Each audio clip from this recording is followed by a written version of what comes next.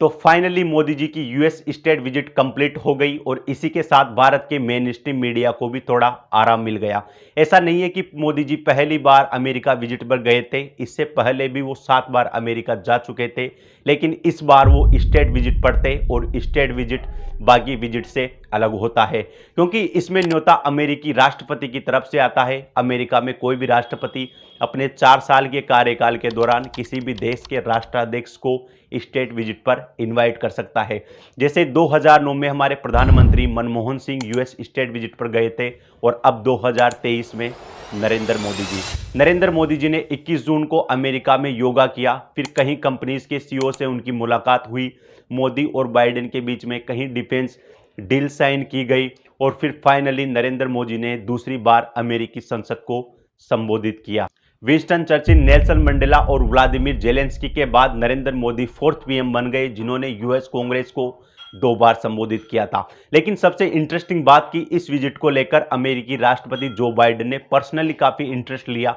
नरेंद्र मोदी को private dinner पर आमंत्रित किया गया और भी बहुत कुछ। खैर दोस्तों, इस ट्रिप को लेकर भारत में 3 अलग अलग तरह की ओपिनियन चल रही हैं। पहली कैटेगरी उन लोगों की है जो मानते हैं कि नरेंद्र मोदी दुनिया के सबसे पावरफुल लीडर हैं। अमेरिका जैसे देश ने नरेंद्र मोदी जी को स्टेट विजिट पर बुलाया है और आज पूरी दुनिया भारत के सामने झुकी हुई है और भारत जल्दी ही सुपर पावर बनने वाला है। बस 2024 में नरेंद्र मोदी एक बार फिर भारत के प्रधानमंत्री बन जाए।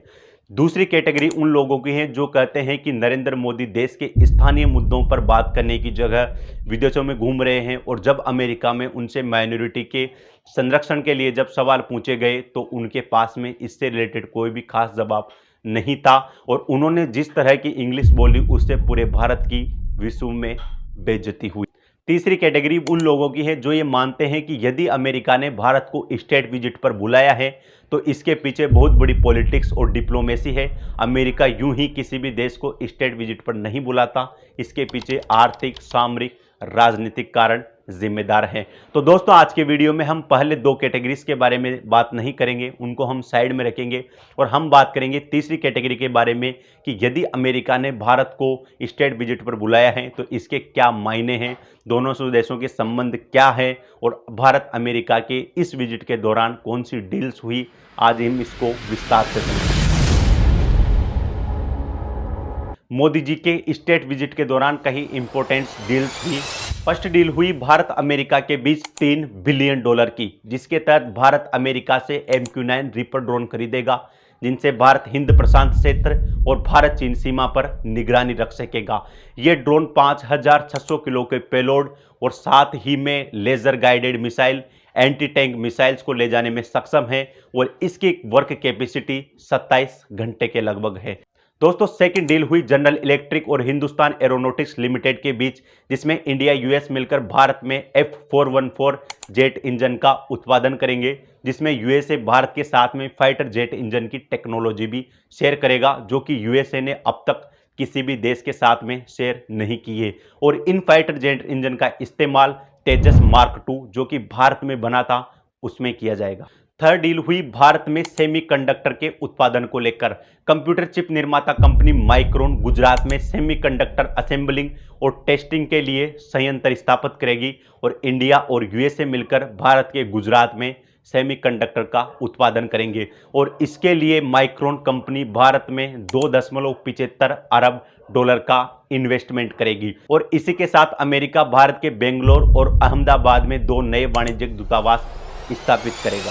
दोस्तों, भारत अमेरिका के बीच रिलेशंस मजबूत होने का पहला कारण हुआ डिफेंस डील्स, दूसरा कारण है इकोनॉमी। दोस्तों, भारत दुनिया का सबसे अधिक पॉपुलेशन वाला देश है और अमेरिका को भारत में एक बहुत बड़ा मार्केट दिखता है जहां पर अमेरिका अपने प्रोडक्ट सेल कर सके और इसलिए अमेरिका लगातार भारत से अच्छे रिलेशंस मेंटेन कर रहा है और इसका एग्जाम्पल हमें देखने को मिलता है रशिया यूक्रेन वॉर के दौरान। दोस्तों, रशिया यूक्रेन वॉर के दौरान भारत ने न्यूट्रल स्टैंड लिया और अमेरिका ने इसकी काफ़ी आलोचना की। रूस से तेल खरीदने पर अमेरिका ने सभी देशों पर प्रतिबंध लगा दिया था, उसके बावजूद भी भारत ने रशिया से तेल खरीदा और उसको यूरोपीय देशों में सप्लाई किया और अमेरिका उसके बाद भी भारत से अच्छे रिलेशंस मेंटेन कर रहा है। इसका साफ मतलब है कि हमें सिर्फ अमेरिका की जरूरत नहीं है, आज अमेरिका को भी भारत की जरूरत है। अगर हम 2023 के डेटा की बात करें तो अमेरिका चीन को पीछे छोड़कर भारत का सबसे बड़ा व्यापारिक साझेदार देश बन गया, जहां 2020 में भारत और अमेरिका के बीच 80 बिलियन डॉलर का ट्रेड हुआ था। वही ट्रेड 2023 में बढ़कर के 128 बिलियन का हो गया और अमेरिका 128 बिलियन के साथ भारत का सबसे बड़ा व्यापारिक साझेदार बन गया। इससे पहले चाइना 113 बिलियन डॉलर के साथ टॉप पर था। सेकंड, 2017 से 2021 के बीच भारत का रक्षा आयात रूस से 62% से घट करके 45% पर आ गया। इसका मतलब भारत हथियारों की खरीद में भी विकल्प तलाश रहा है, जिसका लेटेस्ट एग्जाम्पल देखने को मिलता है हमें अमेरिका में, जहां पर भारत ने MQ-9 रीपर ड्रोन और F414 फाइटर जेट इंजन की डील्स को मंजूरी दी। पहला कारण हुआ डिफेंस डील, दूसरा कारण हुआ इकोनॉमी और तीसरा कारण है पॉलिटिक्स। दोस्तों, साल 2020 में बाइडेन अमेरिका इज बैक नारे के साथ में सत्ता में आए थे, लेकिन आज 3 साल बाद भी उनके पास कुछ खास है नहीं दिखाने को। बाइडेन की फॉरेन पॉलिसी फेल रही, वो रशिया को यूक्रेन पर अटैक करने से नहीं रोक पाए। अमेरिकी फौजों की अफगानिस्तान से वापसी के मामले में भी उनसे गड़बड़ हुई और दुनिया में चीन के बढ़ते प्रभाव को रोकने के लिए भी उनके पास में कोई ठोस रणनीति नहीं है। इसलिए बाइडेन लगातार भारत से नज़दीकियां बढ़ा रहे हैं और अपने देश में अपनी इमेज को सुधारने में लगे हुए हैं। अगर हम पॉलिटिक्स की ही बात करें तो पॉलिटिक्स में दूसरा कारण है भारतीयों का अमेरिका में दबदबा। दोस्तों, अमेरिका की टोटल पॉपुलेशन में भारतीयों की संख्या 41 लाख के लगभग है, यानी 1% के लगभग है, लेकिन इनका टैक्स में योगदान 6% है। अमेरिका की जुडिशरी में 35 से अधिक लोग भारतीय मूल के हैं और अमेरिका में जितनी भी बड़ी बड़ी कंपनीज हैं उनके CEOs भी भारतीय मूल के हैं और अमेरिकी उपराष्ट्रपति कमला हैरिस भी अभी भारतीय मूल की हैं। इसलिए भारत का अमेरिका की पॉलिटिक्स में जो प्रभुत्व है वो बढ़ जाता है। दोस्तों, 2019 में तत्कालीन अमेरिकी राष्ट्रपति डोनाल्ड ट्रंप ने इलेक्शंस में फायदे के लिए नरेंद्र मोदी की पॉपुलैरिटी का इस्तेमाल किया था और हाउडी मोदी कार्यक्रम करवाया था, जिसमें नरेंद्र मोदी ने कहा था अब की बार ट्रंप सरकार, और इसका इम्पैक्ट भी हमें इलेक्शंस में देखने को मिला था। तो इसी तरह का कुछ पत्ते खेलना चाहते हैं जो बाइडेन भी, कि अमेरिका में जो मोदी की पॉपुलैरिटी है उसका फ़ायदा उठा करके जो अमेरिका में भारतीय मूल के लोग हैं, 41 लाख लोग हैं,